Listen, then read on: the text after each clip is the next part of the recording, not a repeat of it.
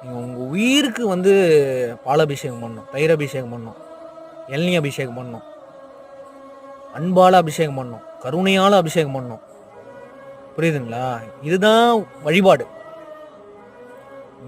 இங்க வந்து நீங்க 1000 குப்பை வச்சுன்ட்டு நீங்க எந்த வழிபாடு பண்ணாலும் ஒரு பிரயோஜனமும் இல்ல.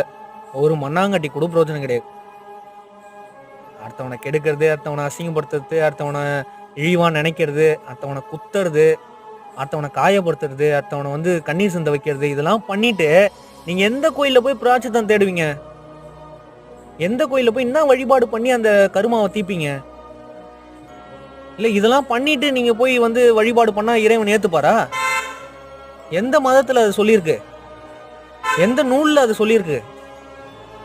ஒருத்தனை புண்படுத்திட்டு, ஒருத்தவனை காயப்படுத்திட்டு நீ ஒரு வழிபாடு பண்ணா அது வந்து தீந்துருமா அது? அந்த பாவத்தை நீ கழிச்சிடுவியா?